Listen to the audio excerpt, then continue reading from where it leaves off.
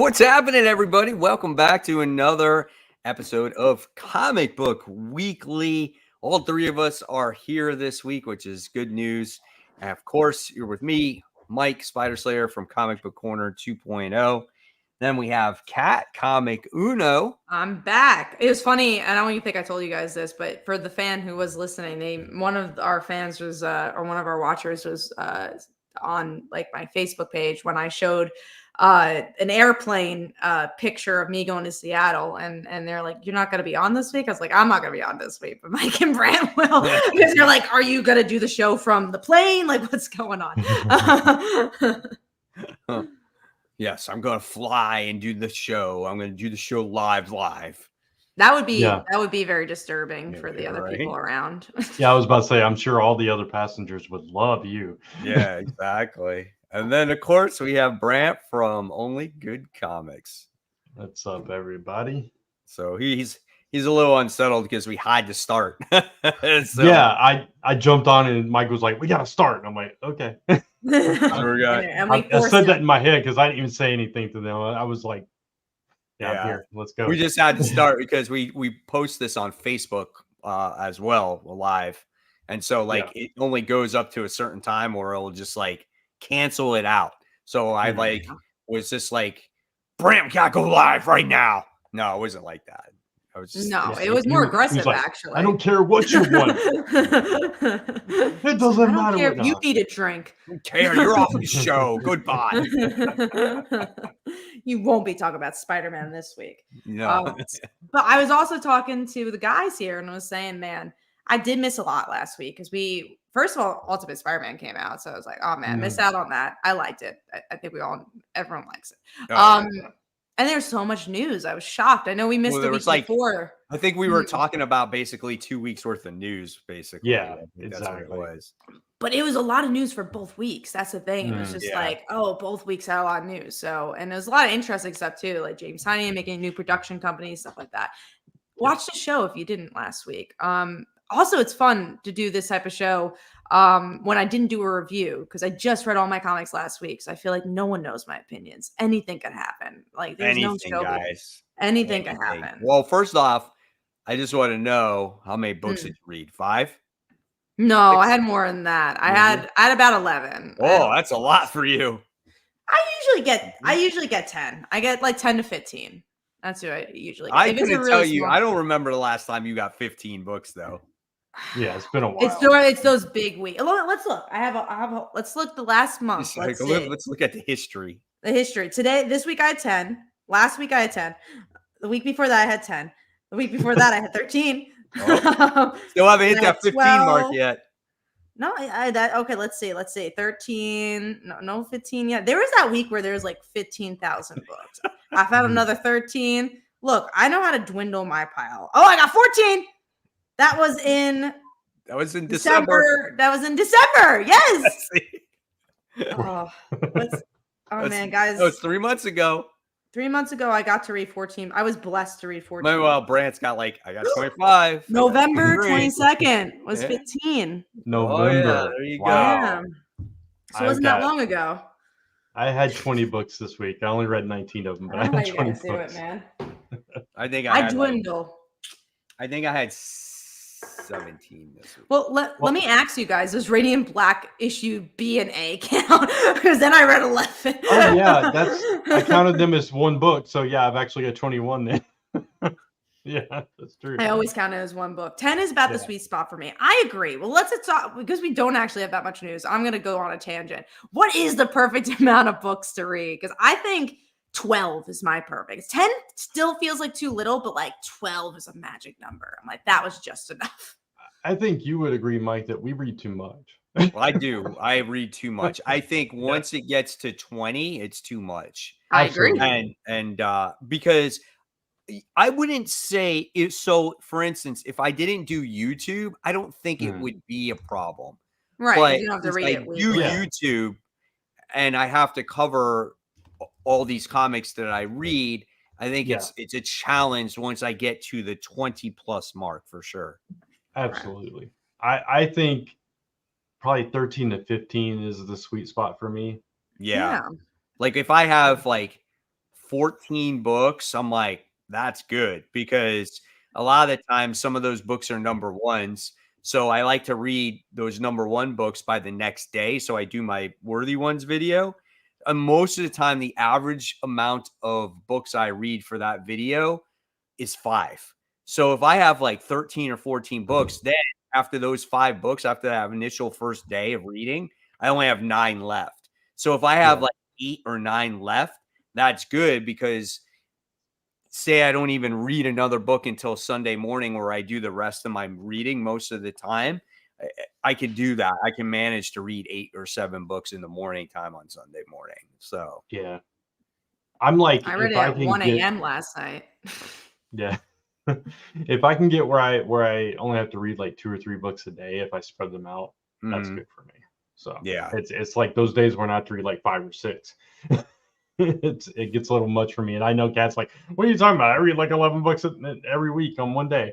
But that's just not how Love I do that. it. I can't. No, that's understandable too. There's times where I'm like, oh man, this is a lot. But I like having that one day where I just get to read comics. Like that's just, it's been for a while, but like spreading it out, I'm just like, it's nice if you like right before you go to bed or whatever. But I was spreading out a little bit this week, and I just didn't feel right. I was just like, I felt like I was forgetting things. Like I feel like when I binge read it, weirdly enough, I remember things better. That's weird. Because I don't know why, but I just like I remember it more. I kind of get that, because like when I do spread it out, the first books I read, I completely forget everything by the time I'm done with the last book. Right. So it's like when we get to the show, I'm like, okay, I read that first. I have no idea what I read. See, I feel like with me, since I cover so much stuff on YouTube, that actually helps me remember. It sticks with you, yeah. So talking about it definitely does. I think maybe that's what we'll see about. Again, I read these recently, but like I think the show helps. Like when I do my Comic Uno show, I get to talk about it. I'm like, yeah, this happened, that happened. You get to look at it. But let's talk about the news. We do have very little news, but we're going to talk about it. This was one of the bigger pieces. Superman's logo was revealed, so I'm going to actually screen share that. Let's see. You're going to see our doc because I don't have it up. So let's see. You might see the doc the whole time if I do this. So hold on. Stop sharing. Well, hold on, guys. We're gonna share this. Here it is. Okay, it's on Twitter. You know, it's a logo. It looks like you think it would. I think. It looks a little bit more like is that the Kingdom Come logo? Yeah, it looks very similar to the Kingdom Come one. Yeah. The only difference is the Kingdom Come was black and red, but the shape of it, the design of it is very similar to that. Yeah. Which is cool. I just marked this off so we could talk about it. I really don't have that much to say about it, because I was like, what is because I didn't know what this represented, like where this actually came from. So I was just curious on like if you guys had any information on it. Yeah, Kingdom Come, yeah. Yeah, I think a lot of people on Twitter, X, whatever, don't know that or don't care, because there's a lot of hate for this logo. But it doesn't bother me. Yeah, it doesn't bother me at all. We do have a question for Mike Manhattan. Have you guys seen Dune 1 or 2? I know that a lot of people like those movies, but they don't. It's a little too sci-fi for me. I didn't see the first one. I don't really care to see the second one. We talked about the popcorn bucket, so we have gotten this question every week for like the past month. It's so weird. I don't know what the interest is. I never even saw the original. I think I've seen bits and pieces of the original Dune, and I remember like as a kid, I'm like, why are these guys' eyes blue? And then I'm like, why is this movie so freaking boring? And I never had gone back to even bother finding out what this movie is about, and I just have no interest in it whatsoever. And I hear such great things about it. The original was boring. The book was boring. For some reason, I watched and read it when I was a kid, and I was bored to tears then. And trying to go back and watch it a few years ago, I was like, oh my God, yeah, I was right. But the first new movie I actually liked. I could understand people thinking it's still boring. It is kind of slow, but I thought I thought it was a lot better, and I enjoyed it. And I'm actually looking forward to seeing the second one, but I have not yet. So. Gotcha. All right, let's go to the next thing, which again, there's not a lot of news.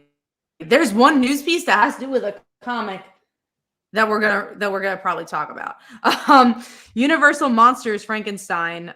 This is coming out. That's not about the comic. This is just a different topic. But this is, I want to see who the creative team is. It's Michael Walsh, who I want to say it's done a lot of DC stuff. So we got more of these monster books coming out. Frankenstein. Yeah, I'm excited for it. I read the Dracula one. And this Frankenstein one, just reading of what it's about digging up graves from a detective or something like that, and putting pieces together to create Frankenstein. It seemed kind of cool. I want to dive into it. I like the Universal monsters, so we'll see if this one will be better than the Dracula one. I didn't read the Dracula one. I didn't either. So. Yeah. Let's get into some new villains for Blood Hunt. I'll screen share that too. So we got the villains here. I gotta say, I don't care. I really don't care about this. You care. You know. I know.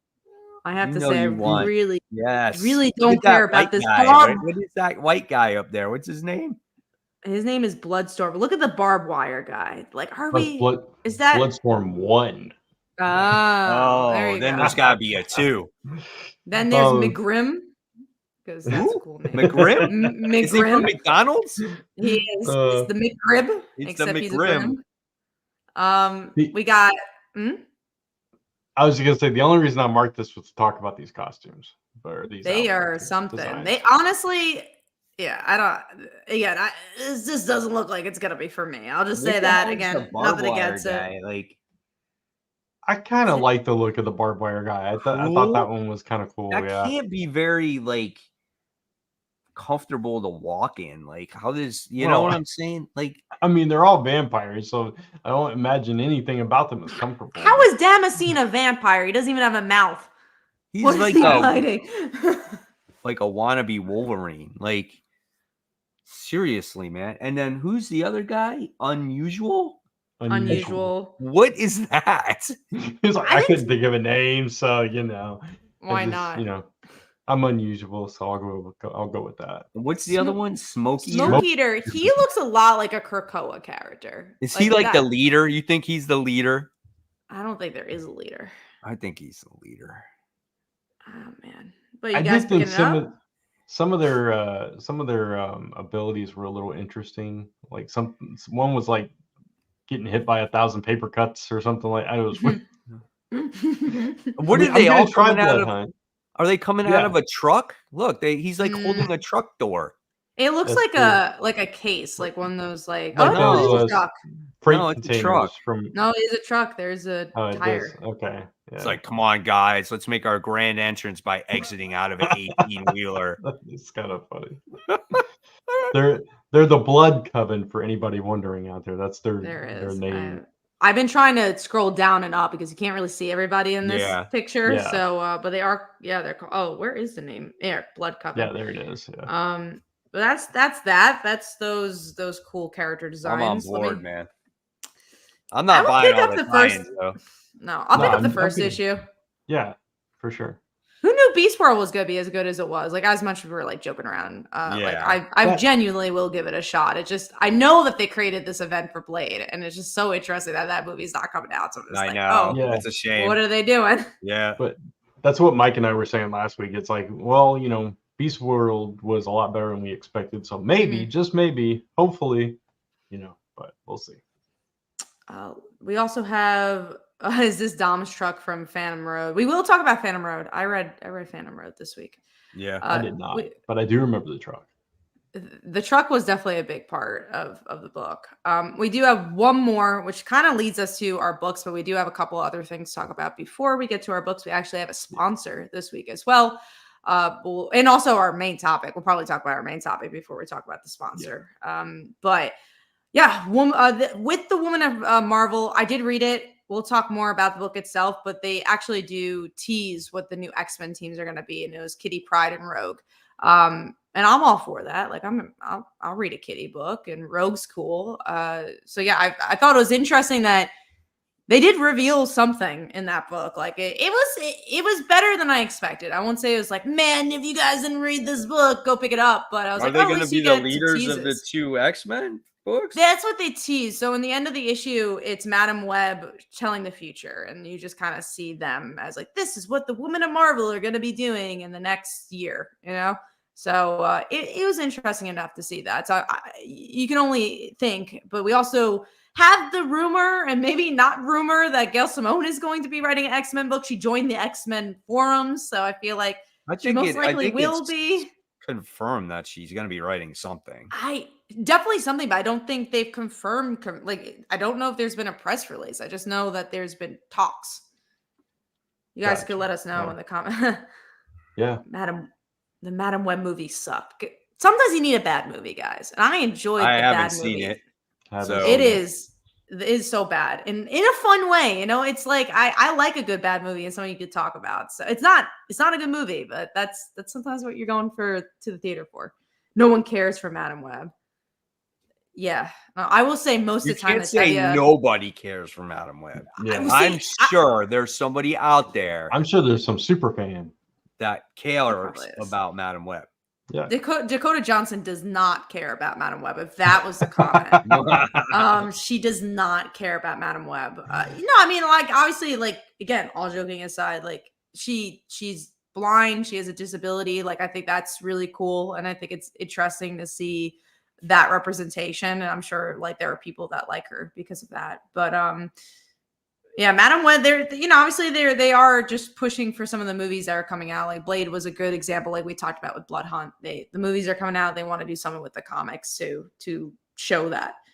But that's all the news. So we're going to talk about our main topic, which is going to be a fun discussion. This is something that Mike came up with, because I usually do come up with the topics, but again, I finished reading my books very late last night. So I'm like, guys, help me out here. Tell me if there's anything interesting to talk about. So Mike's like, let's do an Evergreen topic. And I think this is a fun one.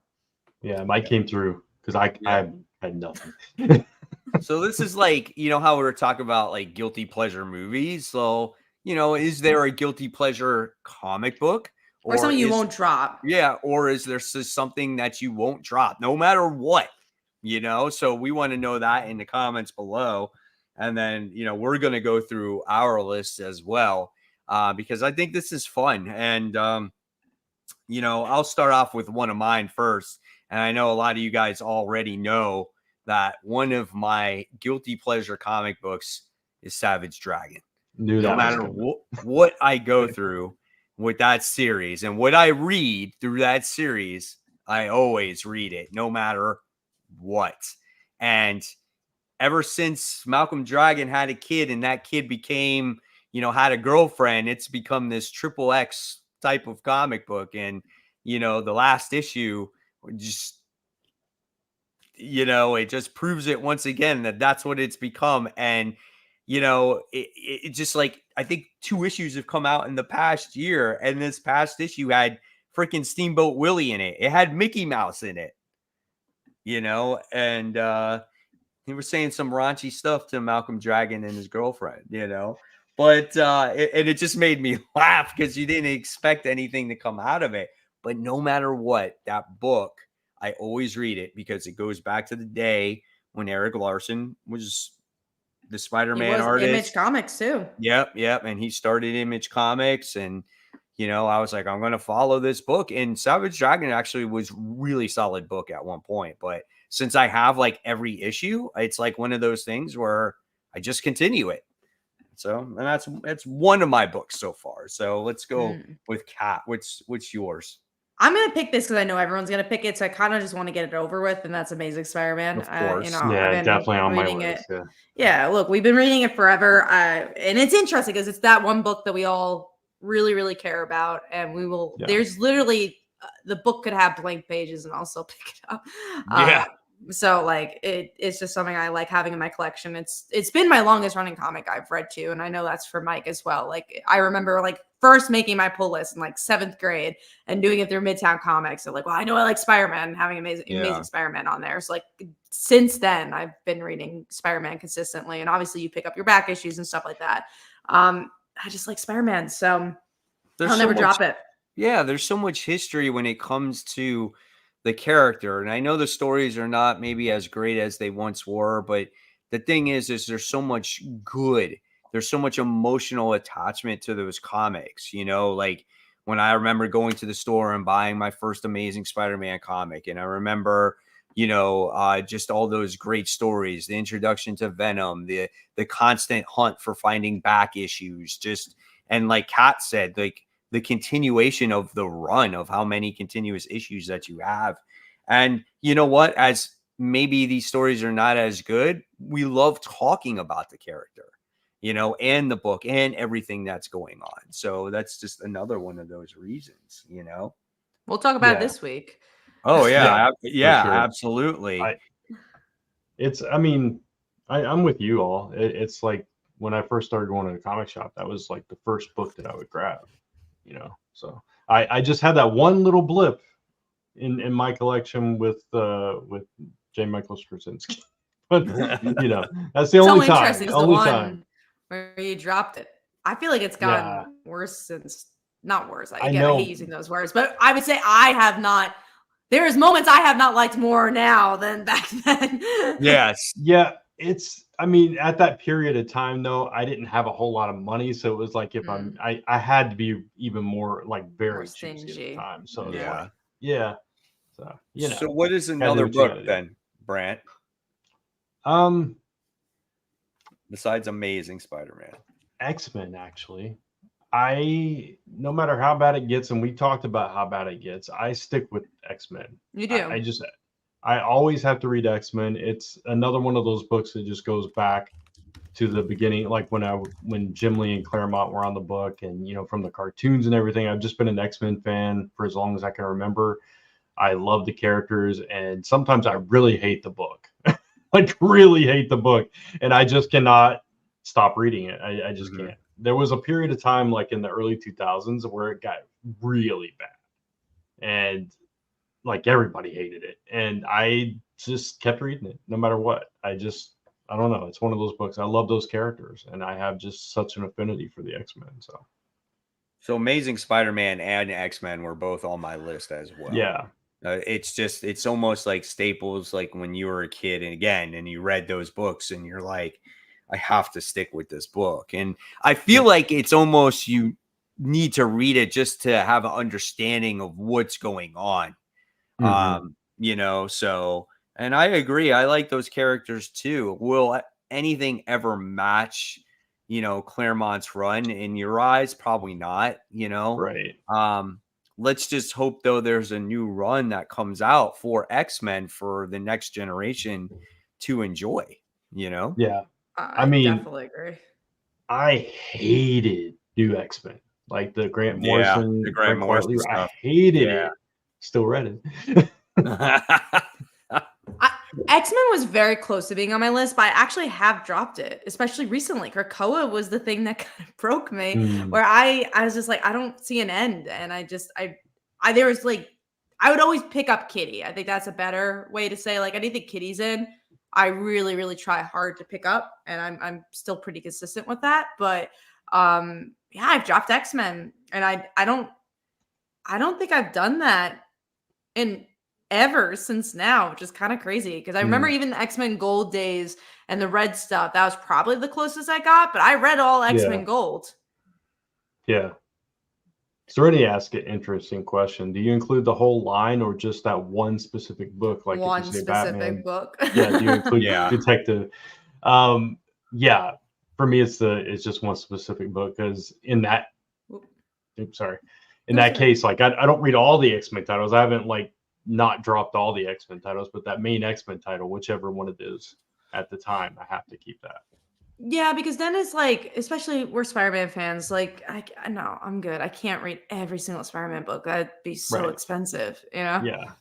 Kenneth said, for me, it's Superman. I remember going to the comic book store in the early 90s after seeing Superman, the movie on HBO, and getting issues of both Superman and Action Comics, and I have not stopped. That's pretty cool. You Yeah, have that's that our friend connection Chris. to that Yeah. character and totally get that. So we were speaking of like detective, right? Another one for me has been Batman. Like since I started reading the New 52 is when I started collecting Batman, because I did not collect Batman when I was younger. I didn't collect any DC comics when I was younger, except for Kyle Rayner Green Lantern. And so Batman was the only one that I have pretty much stayed all the way through since New 52. And even though I'm not a fan of as much as what's been going on lately, there's no doubt in my mind that I'm going to keep reading the book no matter what. Yeah, Batman's on my list as well, and definitely not detective, but Batman, and I was the same way. Like Wally West Flash, I read, and Kyle Rayner Green Lantern, but that was pretty much it, except for like occasional event stuff that would catch my interest. But yeah, Batman is one of those constants. I've been reading Batman since before I even like collected comics, because my cousin had a bunch of Batman comics. So I read like a lot of his copies and stuff like that. So that was one of the titles that I just would buy all the time as well. Caleb's in the comments that you might hear Caleb's name sooner or later after this. But yeah, no, Batman was also close. But I think this run's actually kind of gotten me to the point where I was like, am I going to drop Batman? Because I have another related version that I will not drop, and we'll talk about that as it goes along. But Batman, yeah, Batman I'm very loyal to, but I started reading that right before the New 52. So it's not like other characters. Time, yeah, like that's not, I mean, that is a long time, but it's not like Spider-Man when I was reading it, right? 2007. Yeah. It's a while, but it hasn't been part of my pull list forever. I mean, I look at Spider-Man. I've been reading Spider-Man since like 1989, 1990, Wow. So that's a long ass time. And plus, Yeah, before I even the same for me, even before I collected comics, like I've told you guys in the past, like I had a little stash of comics that my uncle gave me, and it was just random Spider-Man comics, and I read those to death, So, but yeah, on a constant basis since 1990, man, that's a long time when you think about it. Yeah, even 2007 is 20 years, so that's crazy. I believe 90 is when I went to my first comic shop, and that's when I started collecting. So yeah, that's crazy. No, it shows that we love our Spider-Man. Would any other books that you? Yeah, I have a few. I picked Radiant Black because I wanted to pick an indie, and I feel like it's one of those books that and we'll talk about Radiant Black this week, but it's one of those books that I really loved in the beginning, and I think there's little pockets that I like, but I found this attachment where I don't want to drop it, but there's definitely moments where I'm like, oh, like, am I loving this as much as I did? So there's certain like that. I like the Massiveverse a lot, but it's because it's trying to chew off so much.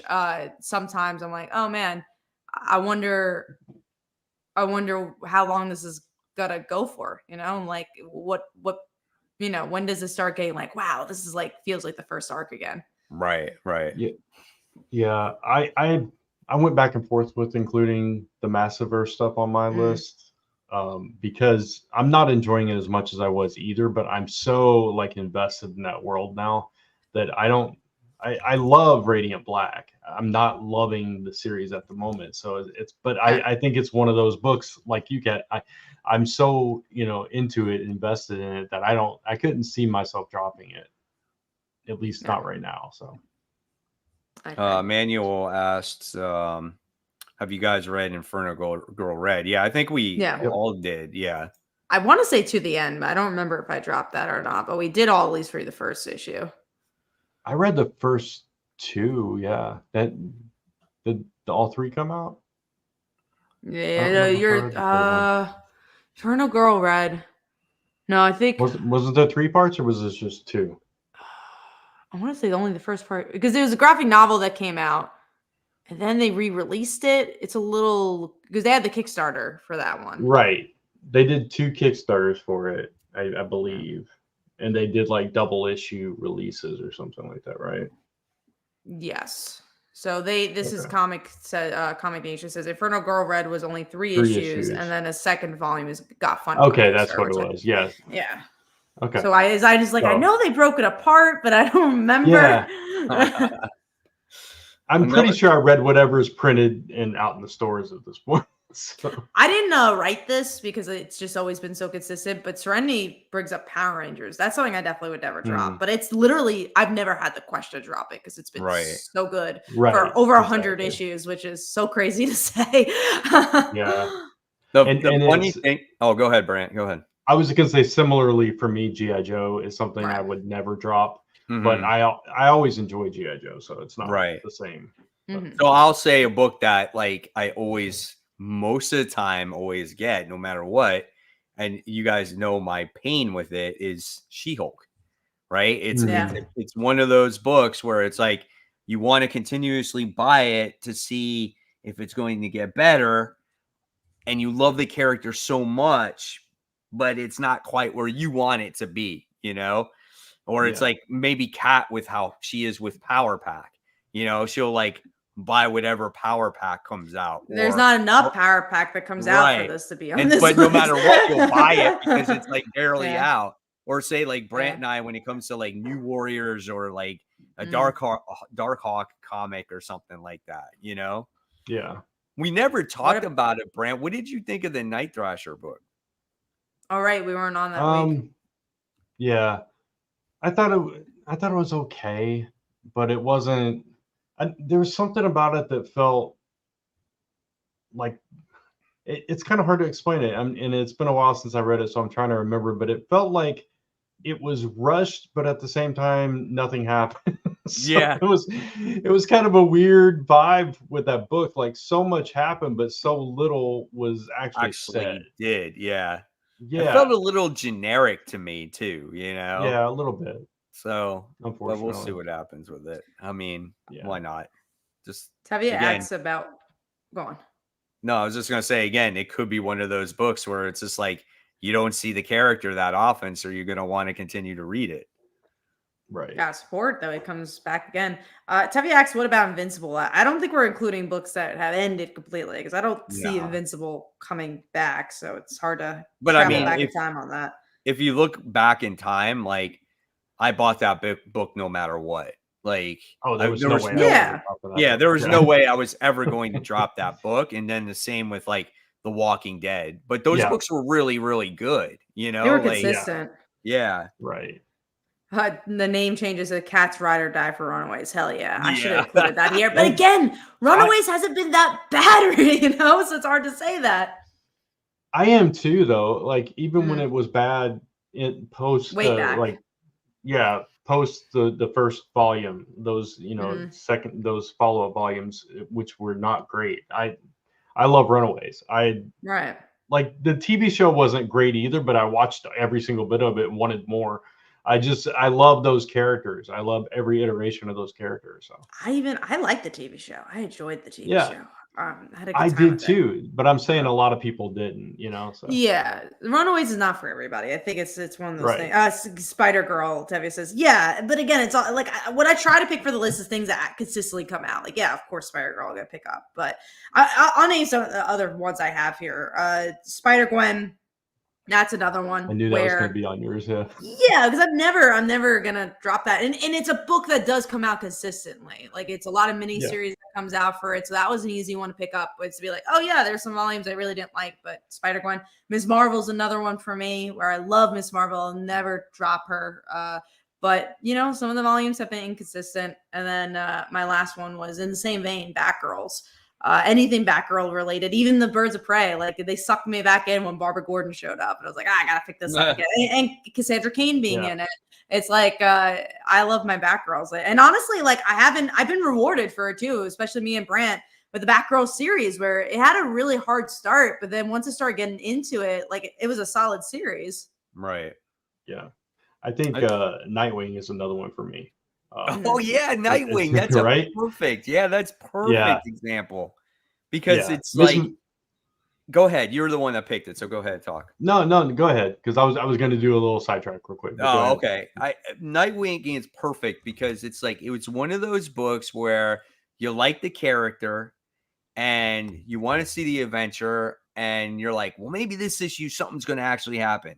No, it was good, but nothing happened. Well, maybe next issue something's going to happen.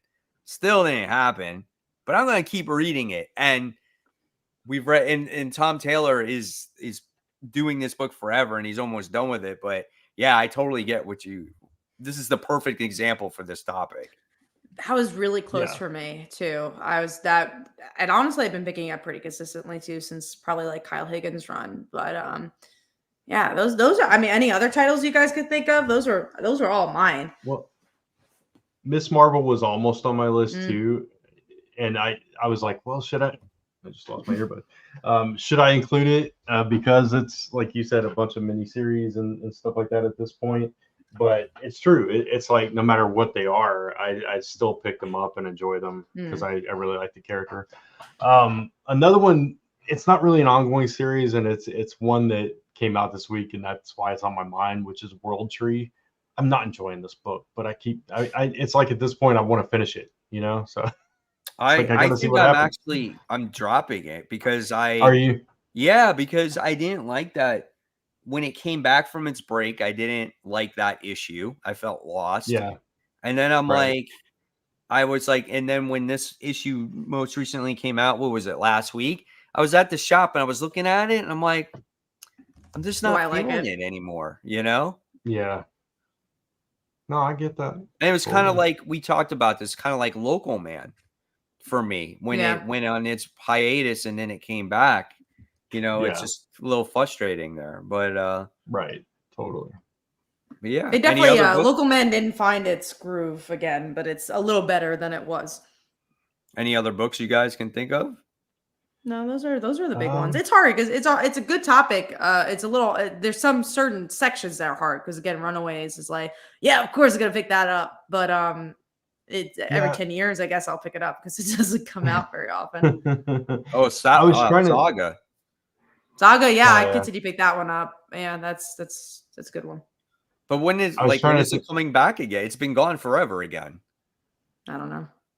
Summer. What were you gonna say, Brent? 2 years. I was gonna say I was trying to think of some indies, and I couldn't think of I don't know. The Massiverse is the only one I could really think of because, like you said, my Power Rangers I really enjoy. Yeah. I've never questioned to drop Power Rangers ever. Yeah, there's never a moment I want to drop it. You wouldn't drop that. You would keep reading that no matter what, though. Yeah. Even though I'm like way behind, I still buy the single issue. It's like I've only read volume 1, but 36 is out. Oh yeah, I'm buying that. Yeah. So that's the thing. A lot of people dropped off of it, and I still stay on it. People are like, "Oh, it's not as good as it once was." I think it is. I think it's a great book. The indie titles are harder because there's so many indie titles that are so short. Like there's some. I think about a book that we all really like. Specs is a great example of a book where I was like, I love this book. Yeah. I think it's so freaking good. But it's a 4-issue miniseries, so it's just like there's so many books I love from Image that just are short, which is fine. That's the whole point of why they were such great stories is that they were short and told you the point. But the bigger books, they're not existent. Honestly, there's not as many indie books that run for such a long time. Right, exactly. They're very few and far between. Another one you could say is maybe Spawn. Some people will pick up Spawn, like the original Spawn, no matter what, because it's cheap. It's been going on forever. People are just a Todd McFarlane fan, so they're going to want to pick it up, or anything connected to that universe. So, but people are fans of different books, and they'll keep buying books no matter what. Yeah, I'll agree with Serenity. Anything Faith is in from Valiant, I'll pick up. You do like Faith a lot. It was interesting to go back to the whole $2.99 Spawn situation. I think it's interesting because you have to look at business in different ways. And I saw a video of him talking like today. I think he was talking about why is comics the way it is and like what Marvel and DC can do to move it forward. But one thing I think about with this student, because he's like, oh, I'll always keep it at $2.99, I'll always keep it cheap. But if you really think about it, it's because the comic is the advertisement for his other stuff. So he's just using it pretty much as advertisement money. He doesn't need to make money off of this because he's like, well, if this sells well, then my toys will sell well, which actually makes me money, or my trades will sell well, which actually makes me money. So it's almost, again, the $2.99 is like just add money at this point. He's like a grocery store, right? He's like a Walmart, where Walmart can sell certain things cheaper so they can bring in more people to the store. And his comic is an attraction, like you said, to all his other businesses that he has, so he can afford to lower the price of the comic. When you look at how much he's printing too, I'm sure helps to bring those costs right down.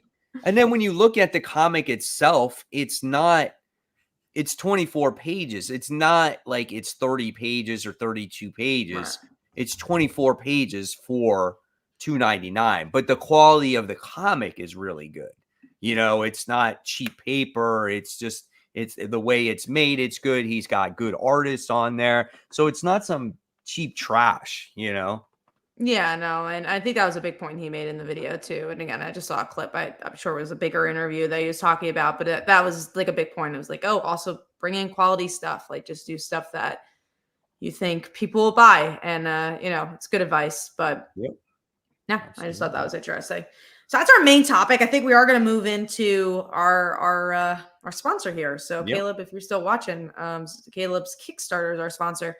Brent, do you want to pull it up? Who wants to do this? It doesn't matter to me. That's fine. Did you want to screen share it? Yeah, I guess screen share. Let me get it going. I backed it as well, so I could pull it up for my backings. Let's see. Yeah. Hold on. Here it is. I have not backed it yet because I didn't realize it went live. So I think it just went live. It went live today. Yeah, gotcha. There it is. All right. Awesome. So this is a Dragon Grit, #1. It's a fantasy Western comic that takes place in an alternate version of the Wild West, which sounds pretty cool to me. People ride dragons instead of horses. You already sold me on that. This comic is inspired by, right? It's inspired by classic Westerns like Tombstone and True Grit with a fantasy twist. Anytime you throw fantasy in there, you've got my attention, by the way, Caleb. So already winning with that. Great art as well. Mm-hmm. What's that? Good art too. Yeah, it's really beautiful art. Ever since she cut ties with her old gang Vera and her trusty fire dragon Blaze have been making deliveries to remote locations out west along star routes. The world is changing, however, and as railroads make their way across the continent, the need for dragon mail carriers is diminishing. Looking for new ways to make a buck, Vera agrees to help a young man named Robin escort his dying mist dragon Chanterelle on one final voyage across untamed wilderness to an ancient dragon graveyard. Unable to fly due to Chanterelle's old age and bum wing, the party must make their way on foot, all while being pursued by a dangerous outlaw named Jack and his dragon Ruin. So, pretty cool. Sounds like a really, really fun concept. Yeah, man, that's awesome. Can you just imagine all these dragons flying around and these people are on top of it, but like cowboy hats and stuff like that? Yeah, it's so different. I love when a good mashup happens, and this is an interesting one that I've not really seen before. Fantasy Western, yeah, exactly. And the dragon looks cool. It reminds me like back in like the 80s, they would do all these mashup kind of cartoons like Brave Star, where it's like robotic horses and stuff like that. Yeah, I remember. Yeah, Brave Star. Yep. Yeah, it's in the spirit of that kind of thing. So I'm always down for that kind of thing. That's really cool. Yeah. So go check it out on Kickstarter. Absolutely. We'll be talking about it again too in a few weeks. So yeah, dragongrit.com will take you to the Kickstarter as well. And the link is also in the description, so go check that out. I do have a couple of Kickstarters. I'll be pretty short with it. Mm-hmm. Artist for Dragon Grit here. Thank you, Kay Barrett. So absolutely. Glad to have you in the chat as well. Thank you. Congratulations on it, and then good luck as well, guys. And Caleb said thank you so much too. I mean, you guys had a great start. Like it's doing really well. 200 some backers in the first day. That is definitely nothing to sneeze at. They funded, I think. Yeah, they funded easily first day. So just that means the book's happening. Go check it out. They have quality that's stuff. awesome. So Congrats. definitely check it out. All right, the two books I'm going to talk about here. One is ending Thursday. So this is Nightmare in Wonderland. We blew past our goal. It's a assassin version of Alice and a queen version of Sleeping Beauty. They used to be lovers, and now they are stuck in a nightmare version of Wonderland. So go check that one out. I'm short with that one because I've been posting about that one a lot, but I don't think I shared Slice of Life. So I'm going to talk about that because I believe it premiered and premiered when I was gone. So Slice of Life also funded. If you're looking for the collection of our webtoon, it's about an anime character comes to life and falls in love with a high school cheerleader. Again, also funded. So it's actually literally delivered the books today. So it's very much happening because we have them. So nice. That's a lot of books we had to bring in. So it's been fun, but go check it out. We're really excited about having the collection and having over 200 pages of romance and drama and just fun stuff that I think you were looking for organic relationships and talking about real life. Go check it out. So we're super proud of the book. It's our baby. So I'm going to also share that. My headphones died, so I might have to go headphoneless, but let's get into the comics. All right, guys. So here we go. Comic time. Top 5. All the big books. Warning, there could be spoilers if you haven't read your books. We're going to talk about the big one first. Amazing Spider-Man issue 44. The conclusion to the gang war. Let me tell you. Man. I got to tell you, talk about an absolutely accomplish nothing in an event is absolutely insane. The only thing that happened was the Anti-Vigilante Act is like revoked. It doesn't exist anymore. Besides that, nothing happened in this comic. Nothing. It's funny because I got my comics on Wednesday and I went to Seattle for them. So I was showing my business partner, Phil, like how I usually organize my comics before I read them. And I'm like, oh yeah, I like to put something that's like a really quick read on the top. And then like after that, I might do something I'm like pretty excited for. And then like I was showing him to go down. He's like, oh, well, what's the book you're like least excited to read? And I'm like, well, that's hard because like I don't want to say Spider-Man, but Spider-Man. And he's like, oh, where do you think this would have ranked on your list? I was like, I don't know. I don't like to do judgment, but yeah, most likely last. And it was last. There's not much that happened there. So a little more than a little disappointing. It's so funny because you get to see those maps, and I'm like, oh, that would have been really cool if we got to see that in the story of like how they invaded this area of New York, and then Tombstone just ends up invading all of it. I'm like, well, how did that happen? And it's just like there's this really cool concept here that just did not.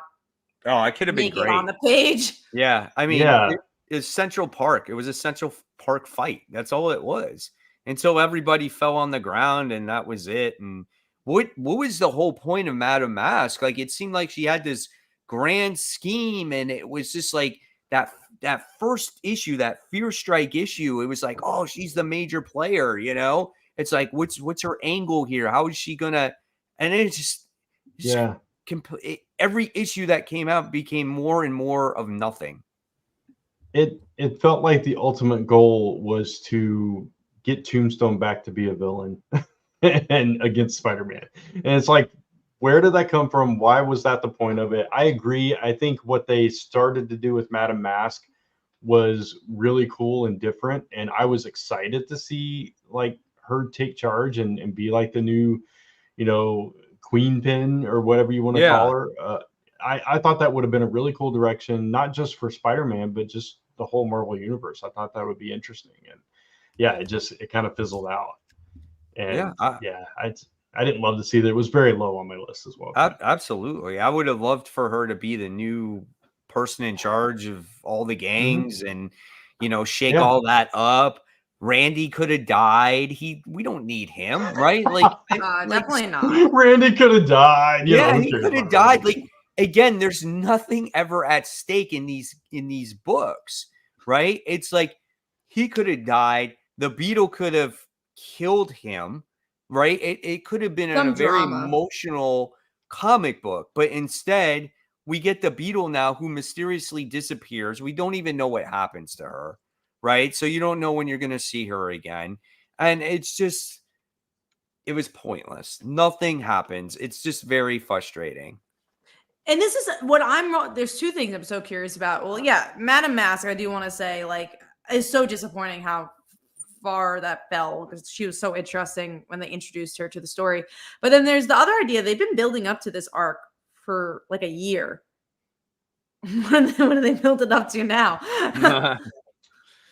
Yeah, I don't know. I mean, it's like I don't even know. I don't know where this goes from here.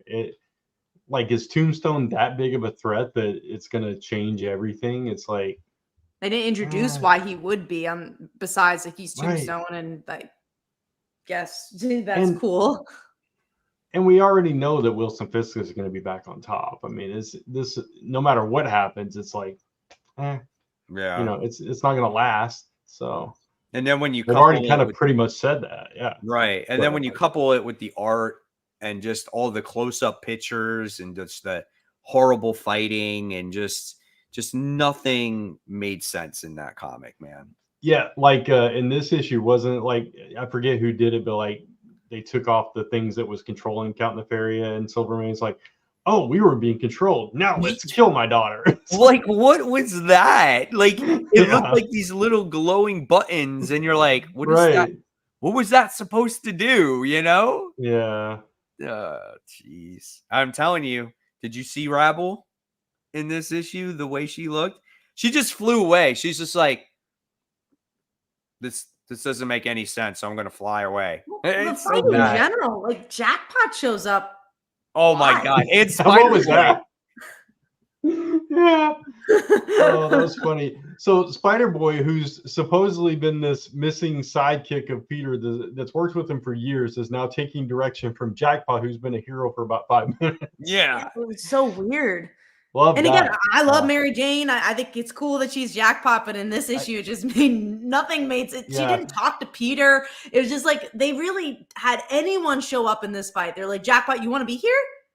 Sure. Cool, join in. Like, let's throw everybody in there. You throw out anybody, and none of the story matters. Like, there's just no story. The art was not my style. And you know, I'll answer this. We answer this many times. Like Kenneth says, you know, well, it's time for a new writer. It has nothing to do with the writer. Literally, God could write this book. It does not matter. It doesn't matter. It just it's the direction they want to go with the character internally. We've seen so many writers. We've seen so many people write this character, and every single time the same thing happens. Yeah, and it's funny because real quick, Mike, this, you know, obviously plays into our guilty pleasure like conversation earlier with the Spider-Man stuff, but also we try so hard to be positive on this show and not be like part one of the story. Yeah, so it's like it's hard because when you get a story like this, it's like, oh, we got to be, you know, we got to be honest. We're honest. So, you know, I mean, yeah, it's tough. It's tough to read, and when you look at that artwork, so.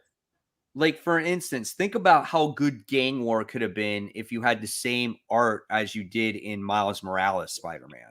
But the story still falls flat, though. At least, I mean, yeah, the art would be better. I'm talking about, I like the story in Miles Morales Spider-Man. I think it's kind of repetitive, but I'm looking at. Oh, you mean to replace everything, not just like if you just had what's going on in Miles in the main book? Because I thought you meant just replacing the artist. I'm like, I don't think that was the only issue of this issue. No. I mean, at least the book would have looked better if you had the artist from Miles Morales and go into Amazing Spider-Man. When you look at the fighting portion of it, not the storytelling, obviously, but the fighting portion could have been much more impactful, in your face. Could have maybe even told the story a little better visually, because the fighting is, you know, sometimes when you have a weak story, but you have great visual storytelling, you guys obviously know this because you make comic books, but it really, you're just, oh man, I love seeing this fight happen on the pages, you know, and seeing this fight on here was just, it was just actually pathetic. This is horrible. Yeah. We do have a question here from Emmanuel. Genuine question, but who's part of Peter's supporting cast in his Amazing Spider-Man comic? Because it seems like they don't really exist.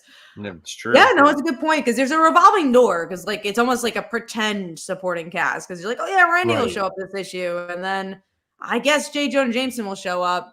It's just a lot of there's no story threads. There's nothing happening in this book. There's no like, oh, Randy did this last week. Like nothing. Where's Aunt May been? Where's J. Jonah? Where has he been?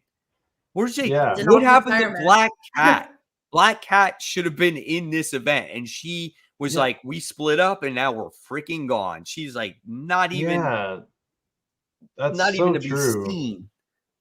Yeah, like, and you know, we mentioned Randy. Kat just mentioned Randy. He's in the hospital right now. He's supposedly like, you know, a big part of Peter's life right now, but we barely see him at all. So the supporting cast is Miss Marvel. Yeah, pretty much. Miss Marvel and Miles, I guess. Which is crazy because Ms. Marvel, you know, died in this comic and then, you know, never showed up again. Miles, you know, you obviously have this spectacular Spider-Man coming out next week. It's just, it was Norman Osborn was his supporting character. Yeah, and honestly, he's been one of the more solid ones, and I think they are going the direction of bringing him back. I think they teased up. It's like, all right, I've seen this. Honestly, the reason I like him right now is because they're doing something different, and I'm just like, he's going to come back as the Green Goblin. No, that's a given for sure. Yeah, but what different thing are you going to do with the Green Goblin, and especially in this form of Spider-Man, where it's just like you're not doing anything, so why bring him back in general? Like what? I don't know.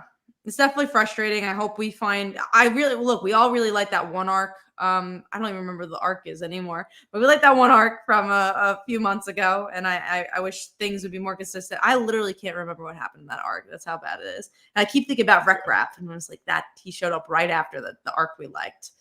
Oh, what happened? I remember that. Yeah. Oh God, what was it? I think it was like he was. Did it have something to do with the symbiote? Oh yeah, Spider-Man was evil for like 3 issues. Oh, it was like the last one reversed. Yeah, and I was like, that was good. Fun. That was really good. That was good. You know, man, it tells you, man, you diamond in the rough right there. That's for sure. Can't even remember the story because it's been so long. All right, let's move on. Let's talk about Duke issue 3. So obviously, Kat doesn't read this now. Brant and I do. A solid book, man. I have nothing but great things to say about it. Artwork is good in this book. The action is explosive in this book.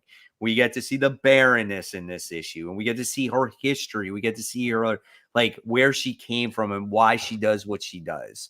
And we get to see Major Blood in this book try to take out Duke, which is freaking awesome. And then as soon as he comes, he goes. And then you get to see a betrayal. I'm assuming that's how he gets the eye patch, Mike. Because if you remember, he always had an eye patch, and he did not have an eye patch here. You're right about that. He did not die. You're assuming that he's going to die. I missed that. I didn't even think about that. I thought about it. I went back and read it again. I was like, wait a minute. No, he couldn't die, could he? And then it hit me. It's like, oh, he doesn't have the eye patch. So good I like observation there. I didn't even think about that. Yeah, I really like this book. I do still think it's very much fan service in a way. Sure. But it is a mini series, and again, I'm hoping that the main G.I. Joe series is more new reader friendly and stuff. But this one was like an ode to like some classic characters in G.I. Joe. So right. I loved every bit of it. Oh, I did too. I thought it was great. It was so much fun, man. Just realized I didn't even clean up the dock. That's how crazy things have been. I didn't even clean it up. It's being cleaned now, though. So, all right. So let's move on to our number 5. So, Kat, what was your number 5? I really liked my top 2. I'm trying to see if maybe I like my third. She's like, I don't know if I have 5. She's like, disclaimer. I don't. Disclaimer. Don't like enough books this week. Yeah. No, I like 2. Yeah, and these aren't bad. They were still 3-star books, but they weren't like, wow, this is great. But Radiant Black, honestly, because I am so conflicted with this book because I like it. I think it's interesting, but the 2 stories is too much for me. I'm just like, oh, now I got to read this again. And I get this different story. But my biggest problem, and I know this is my top 5, but I'll tell you my positives too.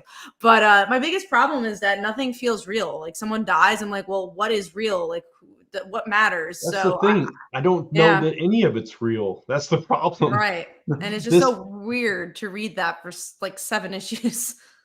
Yeah, this will surprise both of you, I think, but it's not my top 5. Oh wow. Which is it might be the first that ever happened for me. But it's for that reason. It's like I read, the first one, and it's like, okay, somebody died. And then the next one, it's okay, somebody else died. And it's like then it like really hit me. It's like I really don't know where this is going, like what's real, what's not, who am I supposed to care about at this point? And I do love the universe. I love these characters. I'm frustrated with the story right now. So yeah, and it's hard because like that's the reason I put as number 5 is that there's good action. There's like good moments that happen in this issue, but it's just the overallness of it all. That's the right, exactly. That is like weird, and I'm excited for this to end this portion and just kind of get back to whatever they're trying to do with the book. And I honestly genuinely think they lost a lot of people by doing this. Like, it's actually hard to get the books. Like, a lot of time my comic book store doesn't even have both of them. So unless you really like are a fan and tell your store that you're a fan, like it's hard. Who did you choose between Marshall and Nathan? I picked Nathan. Yeah. I picked Marshall, I believe. So I picked none because I felt like this was something I was so excited about, like this war, and then it like completely took me out of the book, and it for me it just wasn't the same book that it was when it first came out. Nah, for sure, I agree. I agree. I think he meant in that vote. You voted in that, didn't you, Mike? When I had that vote. I think you did, the Marshall. But you're like, now I don't want either of them. Yeah.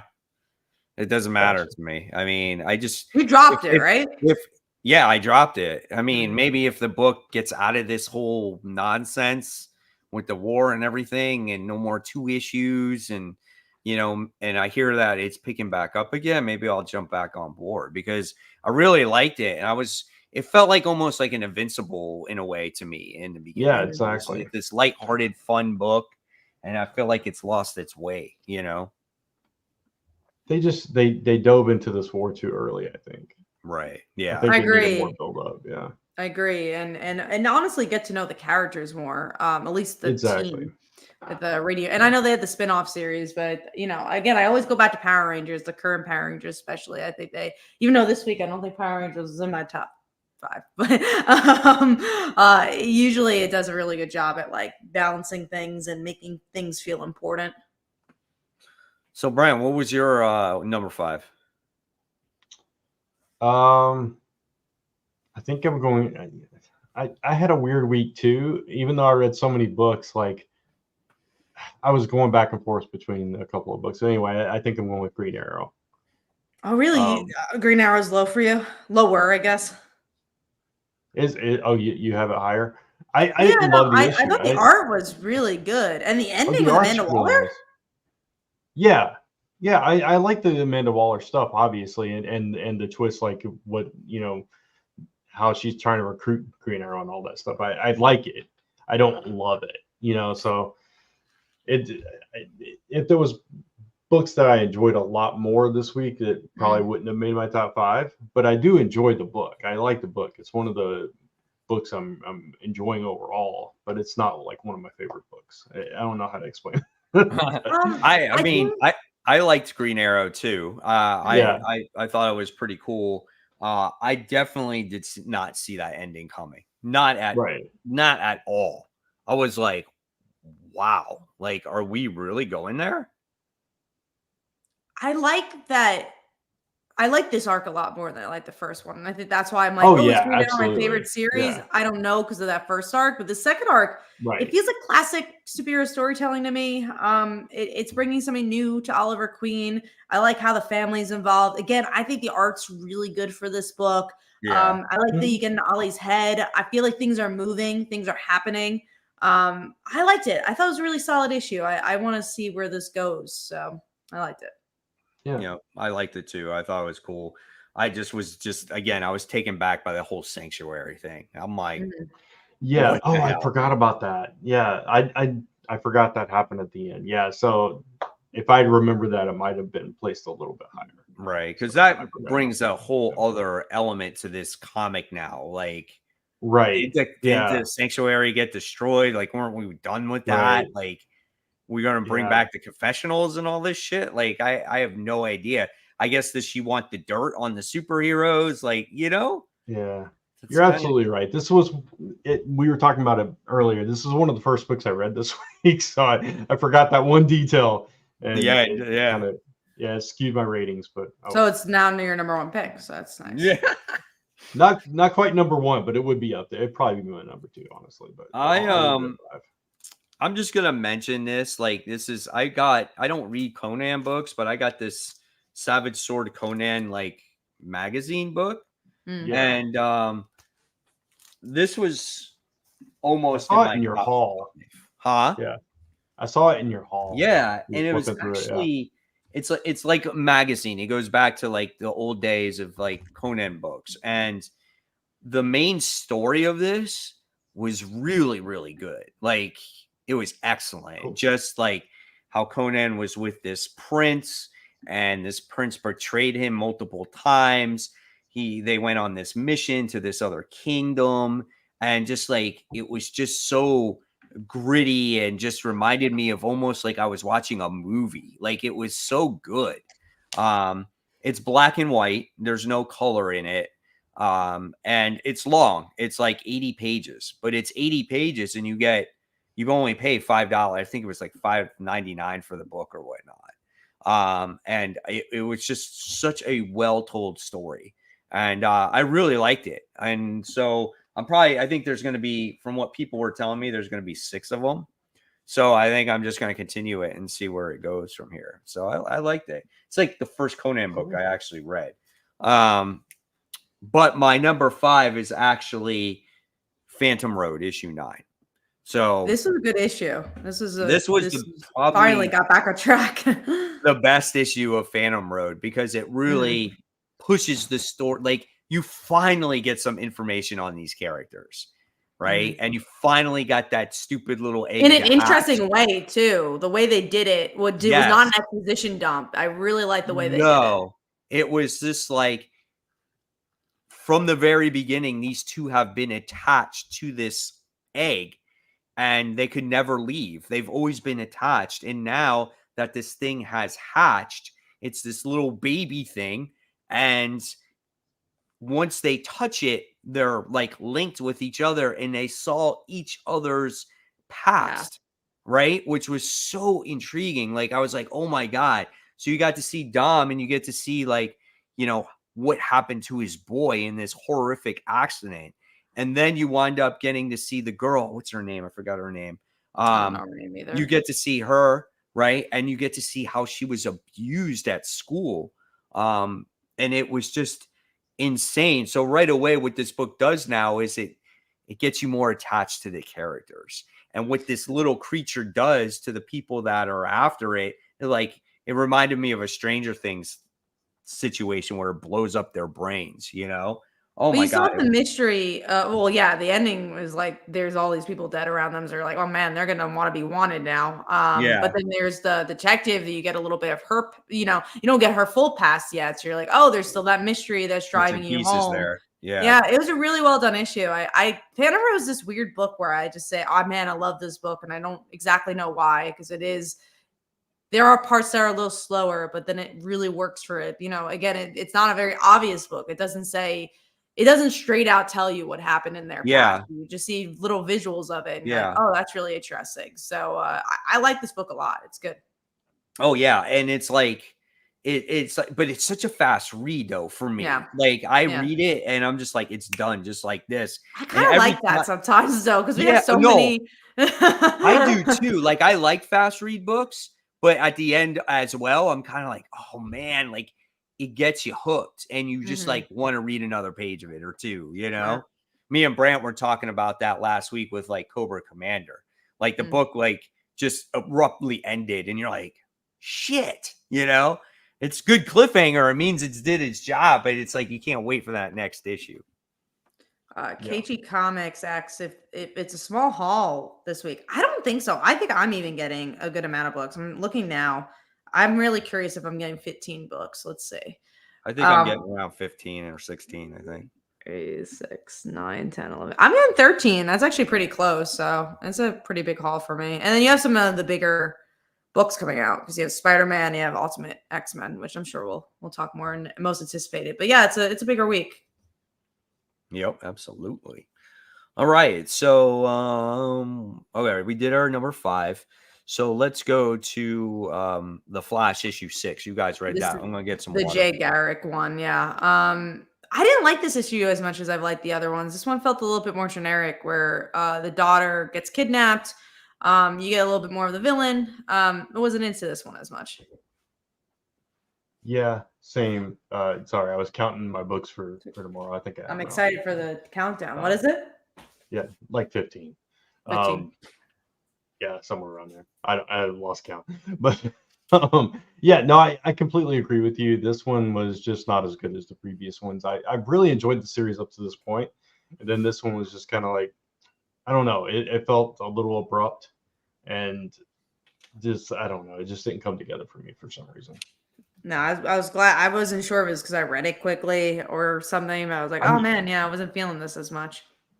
I thought the same thing too because I did read it really quickly. So I had the same thought, but hearing you, it's like, okay, maybe it wasn't just that. It was. Oh, we both read it quickly. Yeah. So I have a comment here. It says I only have 6 books. Okay, no, that wasn't the one I was looking for. Was it From Under the Trees Nobody Sees is one of those comics I want more after every single issue. And this past week, third printing of that issue 1 came out, and you guys probably did not read it still. No, I want to honestly for this one. I do want to get. It's like stray dogs. I would like to get a trade and get a trade for it. Yeah. Hopefully you'll read it. I mean, missed it. It's cool, man. It's so cool. Got to go on a plane and read it one day. Yeah, right. There you go. All right, so then let's talk about What If Venom issue 1. Man, this Why is not Jennifer what I Walters in every single freaking book, and it's not good. What was really interesting is that it starts out with Jen working in this office, so that's kind of weird. And then it's a continuation book, which I didn't know that was happening. I thought it'd be like, here's a little vignette of this character if they became Venom, and then the continuation actually like sold me out of it. I was like, I don't want more. I'm good. Like I wasn't a fan. Yeah, this is my lowest rated book this week, so. Yeah, I'm definitely not reading any more of it. It's rough, man. It was just like her being in an office job, and she happens to go to the church where Eddie Brock was going to commit suicide, and the symbiote happens to get on top of her instead of Eddie Brock, and Eddie Brock runs away, and then all of a sudden Sabretooth shows up out of nowhere. It's like it felt like a Rob Liefeld comment. Yeah, it's just like everything just happened because just so we could get Wolverine to show up. You know? Do you remember? Yeah. Do you remember a few years ago Rob Liefeld did a Deadpool book? Yeah. And, like characters were just popping in left and right, just no reason, no rhyme or reason. They were just there. That's was what it. Major X book or was it? Because I feel like yeah, you're right. It was Major X. Major X. Right. Yeah. That's what it was. It just doesn't make any sense. It just was so dumb. Oh my gosh. I was like, do I check out the second issue? Because maybe the first one sucked to set up Wolverine, but the setup was so random. Like, I don't know, man. Yeah. I also didn't like the art. So it was a double whammy for me. I thought the way she looked was kind of cool, but besides that, it was it wasn't that the good. art was fine for me because of the grittiness, but maybe it was the coloring. I don't know. It was weird. Yeah. But yeah, looks like we weren't fans of that. At least I wasn't the only one. No, I think it'll save. I don't ever want to get to 15 books on my pull list. So I think it'll save me from getting there. All right, so then let's go to number 4, and I'll start with Brant this time. White Widow, number 4. I'm still loving this book. Really? There's just something about this book that I just really connect with. I don't know. It's just her characterization in this book, Elena's. I just really like this version of her character. Best version of White Widow that I've ever read. So is Right. what it is. Nice. Good. And what about you, Kat? I was Woman of Marvel. We talked about it. I just like that we got to see like a little glimpse of the future. I like that it was somewhat connected, especially at the beginning. It's a little preachy in certain areas, but it's a fun enough book. You know, again, am I telling you to run out of the stores to get it? No. But if you're just so happy to get this book, it's decent. If I hadn't had so many books this week, I would have gotten it. You would have picked that up. It was on my radar. Yeah. It was too much. Yeah. Right. If I had more books, I wouldn't have gotten it. So. Barry said with She-Hulk, he said the foil cover was nice, and that was about it. That's nice. So yeah. I think because what it was a picture of Venom on there, so it looked kind of cool. Yeah. All right, so my number 4. What was mine? We already talked about it. Green Arrow. So mine was number 4. So you're not off brand just because it was your 5. I mean, mine was 4. You know. Yeah. So, all right. So let's move on now to our where are we at? Mighty Morphin Power Rangers. So 117. This issue wasn't as strong for me. I felt like they tried to fit too many of the other Power Rangers, and I was like, I want to go back to Kimberly. She was more interesting in the end of that issue, but the ending kind of gets you back to the Lord Draken side of stuff. So I don't think this issue was as strong, but it doesn't mean the arc is not going places. I did like Rita finally standing up for herself a little bit and like starting a rebellion. That's kind of what saved it for me and what I enjoyed. So that's kind of the last memory I have of the book after reading it. So that's what stuck in my mind. So it actually is my top 5. So I mean, I'm always happy to see Power Rangers in your top 5. So yeah, it's actually my number 3, which is our next one. So I'll just go ahead and reveal that. So there you go. Perfect. So what was your number 3, Kat? Mine was Amazon's Attack. I thought the beginning was a little slow. Nubia and her crew is not as interesting to me as the other Wonder Girls, but I thought the ending was interesting. I think the art is really, really good for this book. It's under the radar for sure. I think more people should be reading it if you're enjoying the Tom King Wonder Woman stuff. Yeah. Do you think that she, I can never remember her name, but do you think she's actually evil or whatever? Or if she's just being controlled like some of the others? I thought it was very fast, so I don't think she is, but I don't know enough about the character to tell you. I just know enough from what I saw here. Gotcha. Yeah, I'm with you on that. I kind of think it's kind of a red herring that she's not the one in charge, that she's being controlled. But yeah, I really like that twist as well, and I really enjoyed this book. So it's solid. It's just it really is. I think let me see who writes it. I think it's Campbell. She's a dark horse. She wrote the Mary Marvel book. She's gonna write Shazam. Yeah. I'm actually really looking forward to her Shazam. Everything that she's written thus far, I've liked. Yeah, same. Cool. All right. So that moves us on to number 3 now. So, Kat, what was your number 3? I think that was our 3. Hold on. Was it? Yeah, that was. Oh, was 3? Yeah, so now it's your 3. Yeah. Oh, my 3. Yeah. Okay. Sorry. It's okay. I also got a little lost. It's like mine was a book we already talked about too, which was Duke. Okay. Gotcha. That was 3. Sorry. It's because I jumped ahead. So oh, yeah, that's what threw me off. Because he was like, oh, yeah, my 3 is this. Yeah. Yeah. All right. So I think we're good now. Now we move on to Avengers Twilight. Right. Issue 3. Which I dropped. Cat dropped, which... With this issue, I read it the last issue, so... Yeah, which is unfortunate because this issue I thought was good. I don't know what Brant thinks about this issue. Let me hear your thoughts, Brant. I thought it was better than last issue. I will say that. I'm still not loving the series, but... I was more in your vein when we read it. Yeah. So this one was interesting, though, because we finally see, like, Cap confronting Iron Man's son, and Iron Man's son is finally coming into his own. He's got his own armor, and we Bullseye switches sides and he's more like a Hawkeye. So there was a lot of more interesting elements to this issue, and you saw the Avengers actually start to come together, which I enjoyed. So yeah, a little more action as well. And Tony is like ahead, and like we thought, his son is using his brain for all the intelligence, and you get to see Ms. Marvel. She does make her appearance in this one, and she kind of starts to turn the tide for Captain America. They invade the raft, so you get to see everything that they took over. Like they took over the symbiote, they took over like Vulture's wings and Dr. Octopus's arms, and they have that all. And then Captain America finds his shield, so he gets to become, you know, the true Captain America. Moment. Yeah, and then there's, you know, the fighting is happening, and then Thor makes his appearance for the first time. Yeah. So that was kind of cool. That's how it left you. And I thought this one was way better than the second issue, in my opinion. Yeah. I like the second issue, but I thought this one was just like Captain America just getting down and dirty. At first, he's just like, if I got to do this by myself, I got to do it by myself. And that was it, you know? So I liked it. I like this series. I think it's pretty darn good, in my opinion.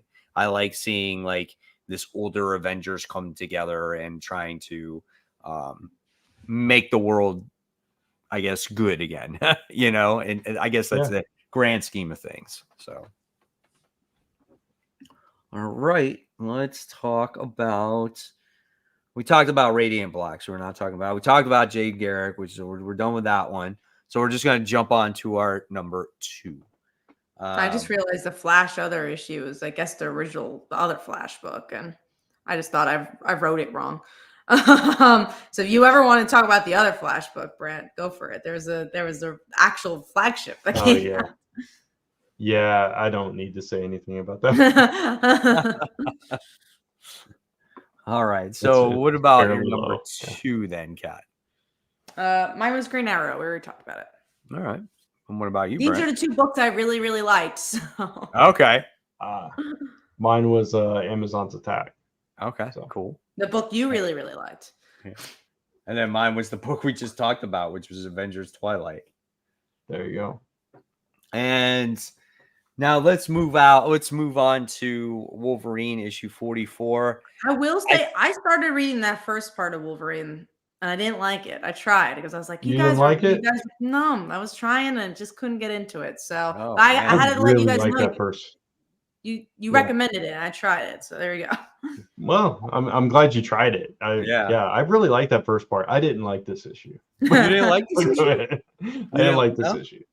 I forgot that I read this one digitally. I forgot to buy it at the store, but I like this issue. I thought this one was better because they go and they capture this version of Creed, which was pretty much a setup because this is the version that wound up taking Quentin Quire's like psychic, I don't know what the hell you want to call it, his power or whatever it is. And Wolverine goes ahead and captures him, and they try to interrogate him using Phoebe, the cuckoo. And then there was like this setup to like destroy her. And then you wind up getting Domino shooting him in the head. And I don't know, man. I thought it was kind of cool. I thought this one was better than the last issue for sure.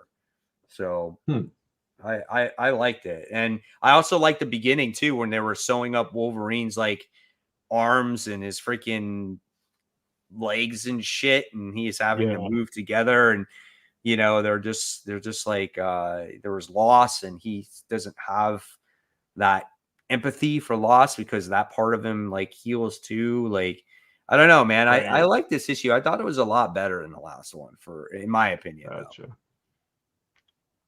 I don't know. Just something about it didn't connect with me. I did read it really fast.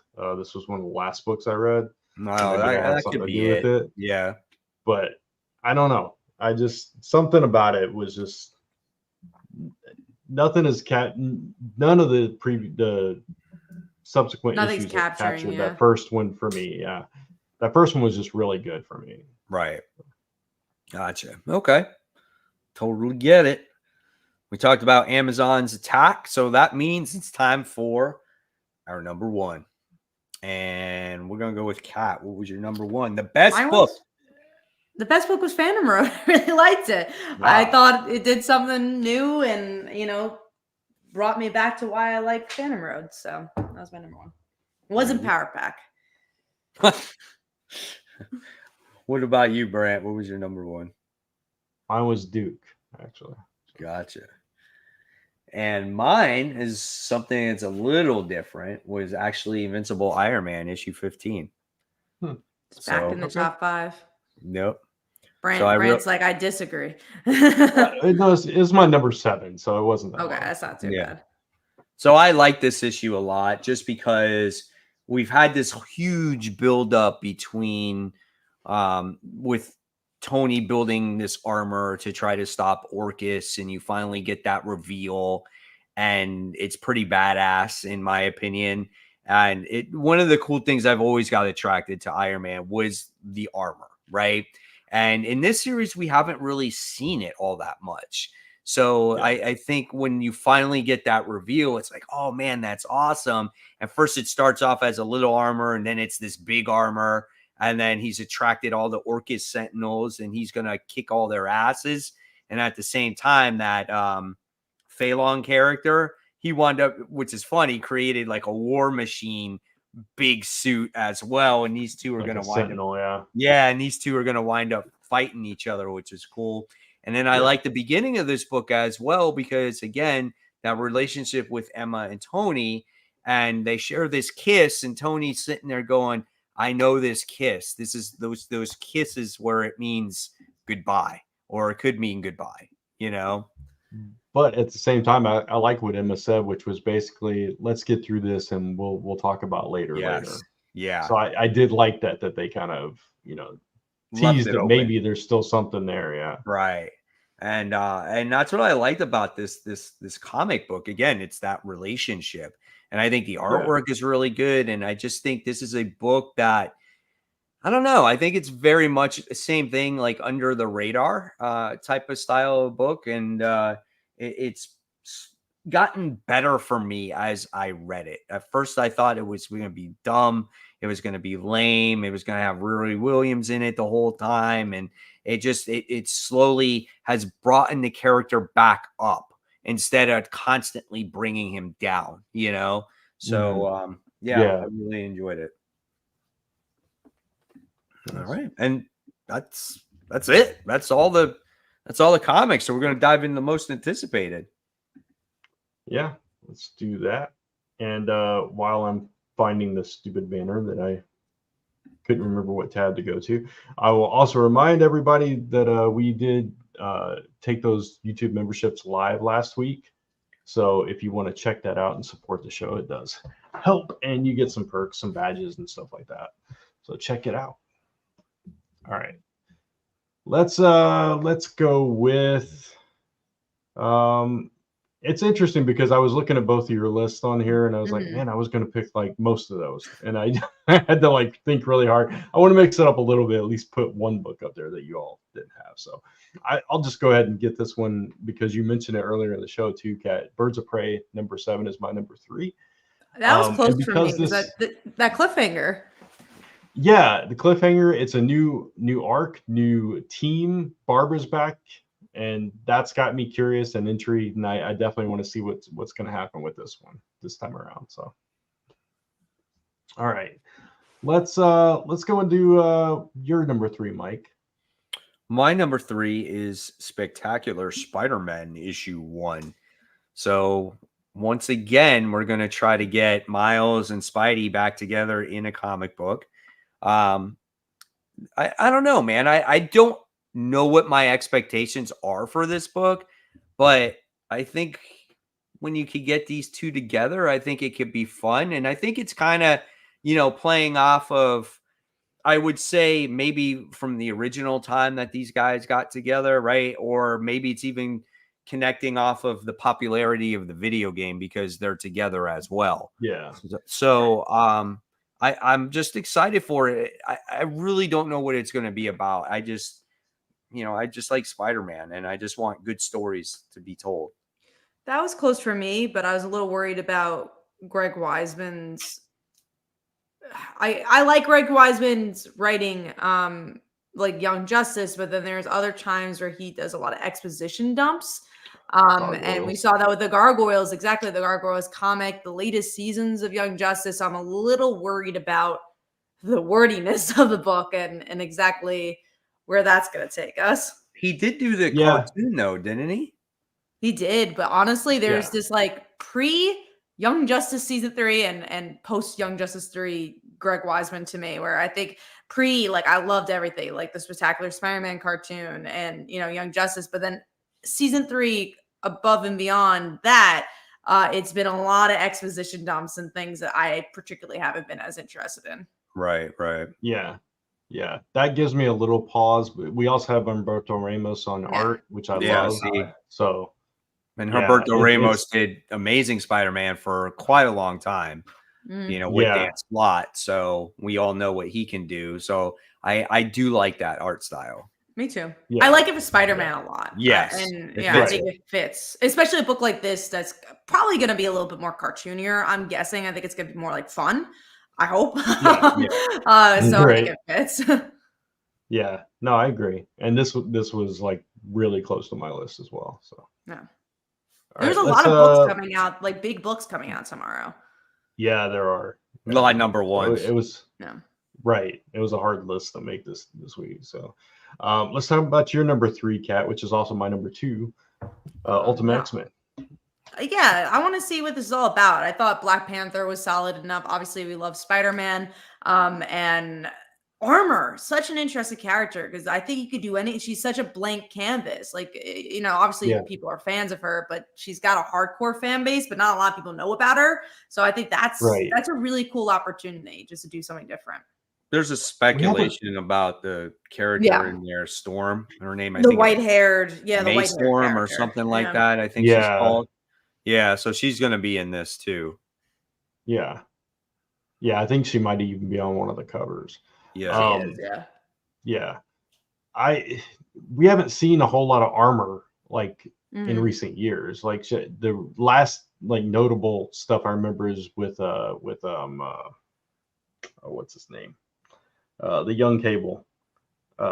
Young Cable. That whole is his- storyline. Yeah, is his Well, name. not Young Cable, not Young Cable. The Age of Apocalypse Cable. Nathan. Nathan, yeah. Nate, where he became like a god. That whole story arc.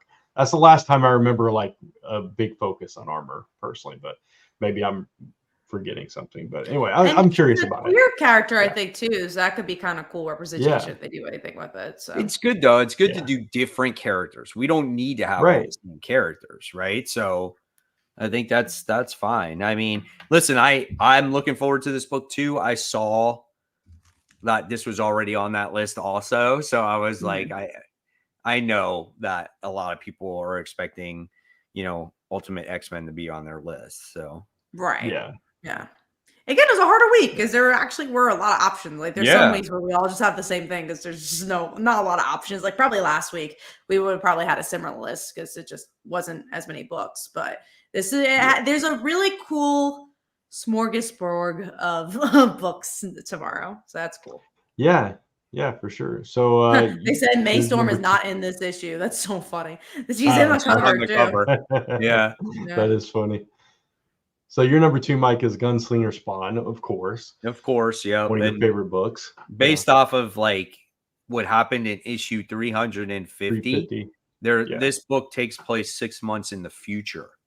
So there's okay. going to be some time that passes by.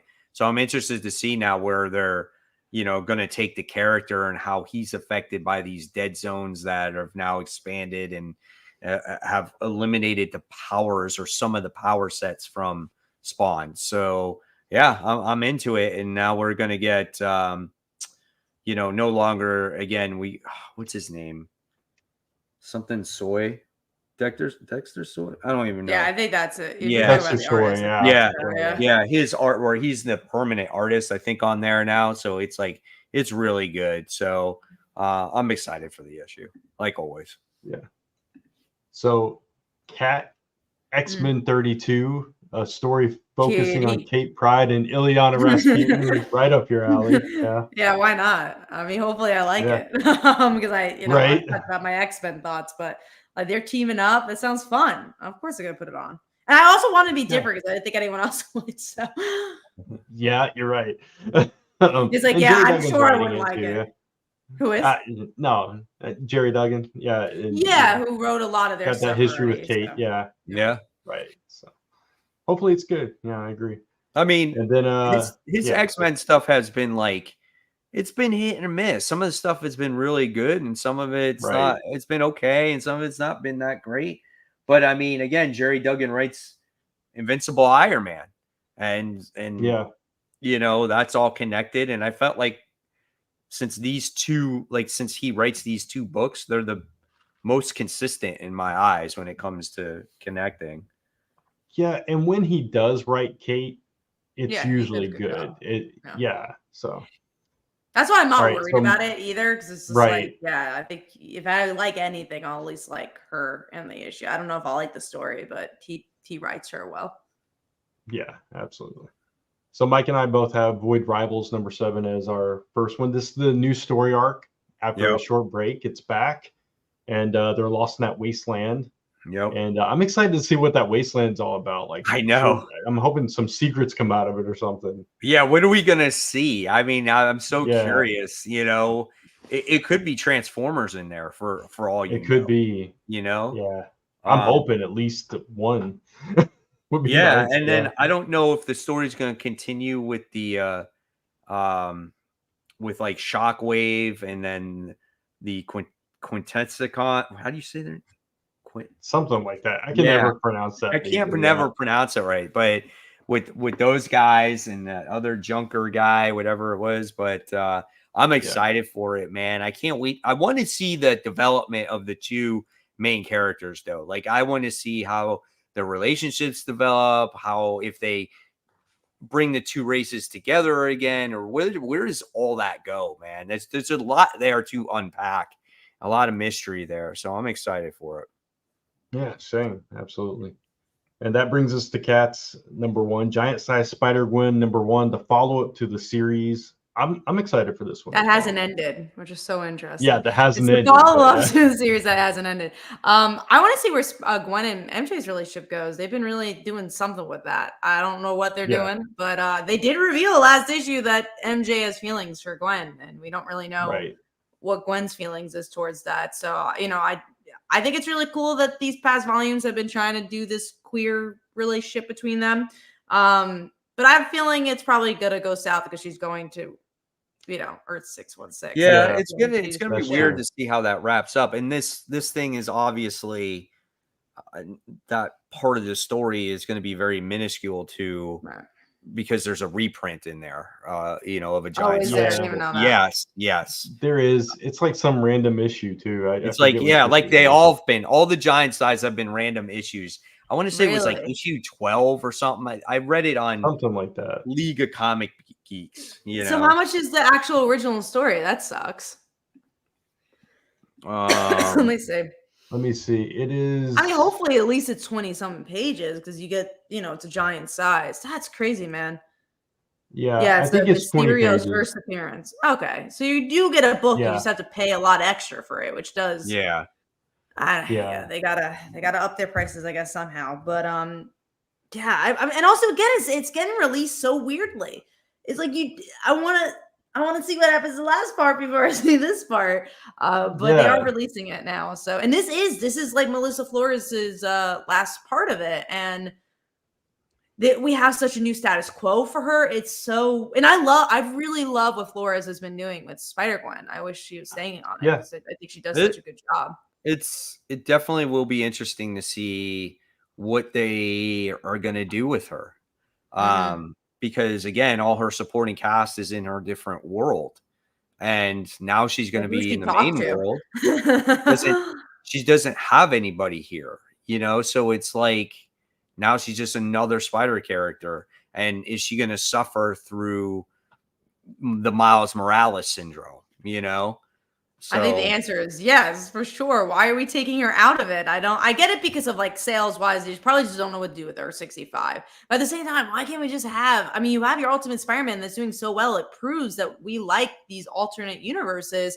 If you found a hit, kind of stick with it. I don't understand. Keep her in the ultimate why. universe, right? Yeah. You know, have her there.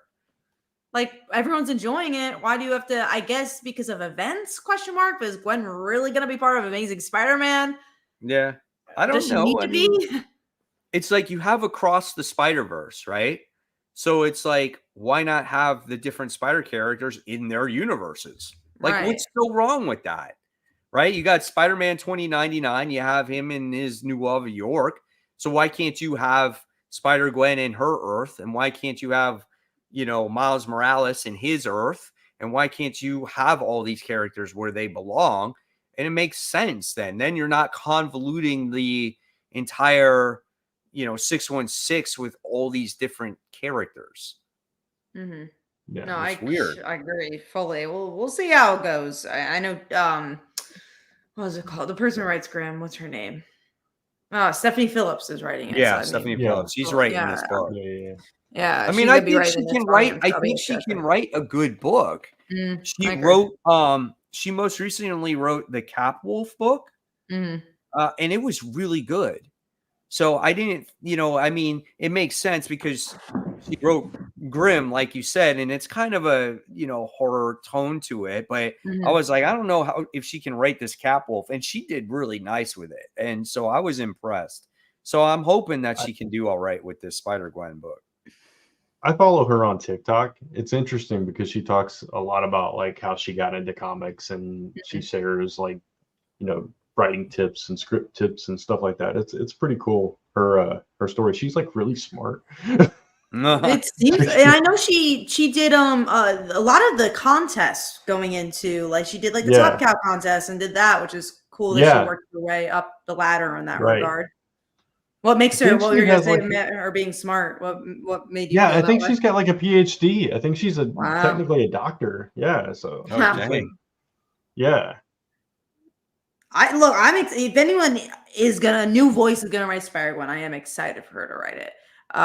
It just goes back to hopefully not the same comment as Amazing Spider-Man, where it's like it doesn't matter who's writing it, it's just gonna be what it is. But I have hope, and I already liked Melissa Flores because of Power Rangers, and she's been really consistent on that. I just want to see her doing more stuff because she's just a really solid writer.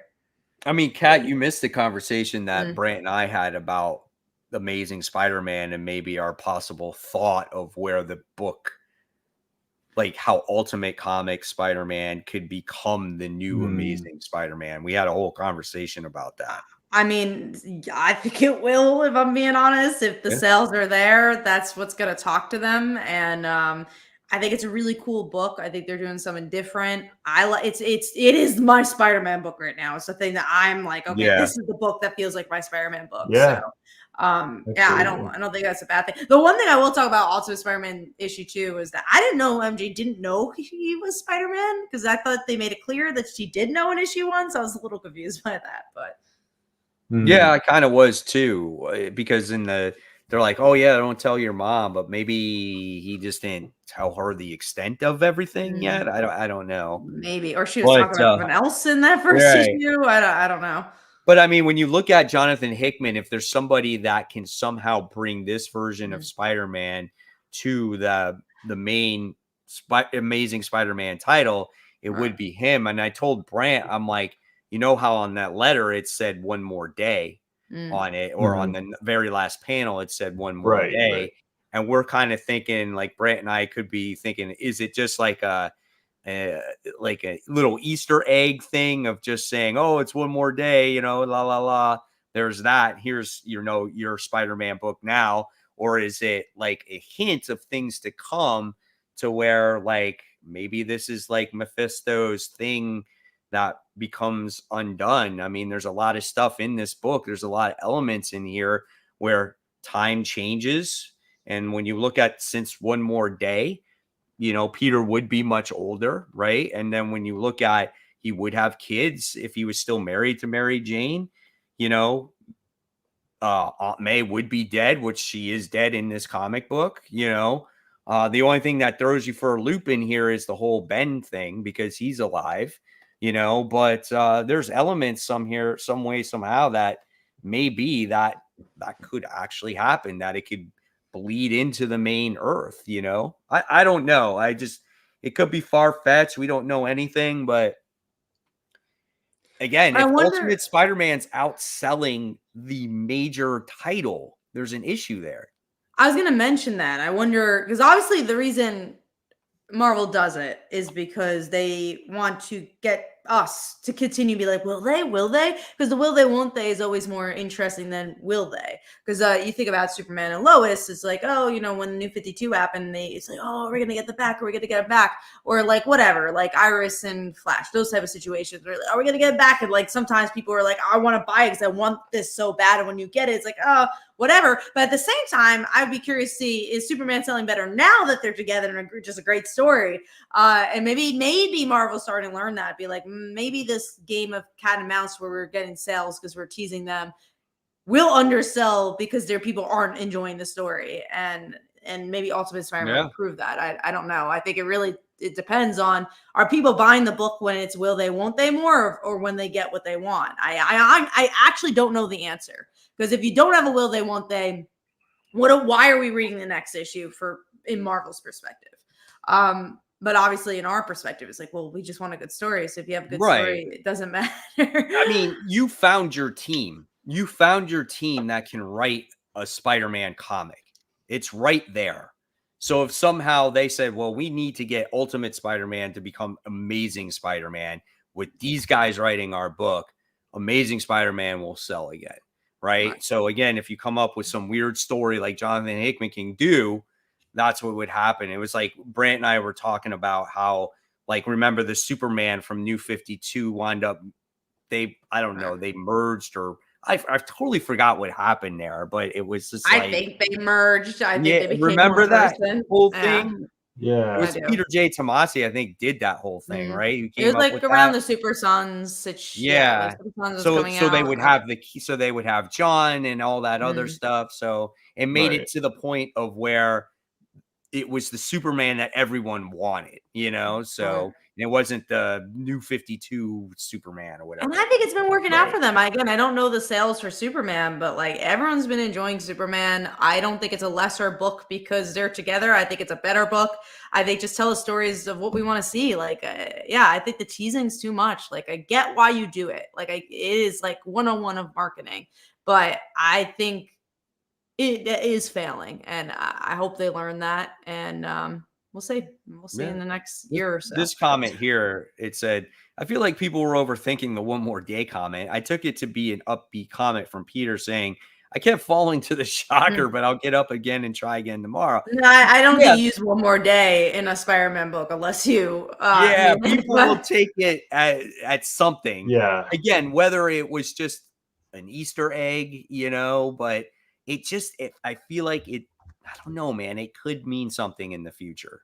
Yeah. I agree. So we'll see. So with that being said, though, it's time to go. It's time to go to sleep, to get ready to go get our comic books for tomorrow, right? And then start all over again. Good books. So we'll see. So with that being said, guys, we're going to say good night. Thank you so much for watching this week's episode of Comic Book Weekly. So don't forget to subscribe, right, to Comic Book Weekly so you get to see all the shows on there. And then subscribe to my channel, Comic Book Corner 2.0. Subscribe to Kat's YouTube channel at Comic Uno. And subscribe to Brant's YouTube channel at Only Good Comics, guys. And follow us on the social medias. I know I have a TikTok, and Brant has got a TikTok as well. I think Kat does, but hasn't. I don't use it. Yeah, I'm more of a lurker on TikTok, but so you guys can follow us on there as well. And once again, guys, thank you so much, and we will see you all next week. So thank you.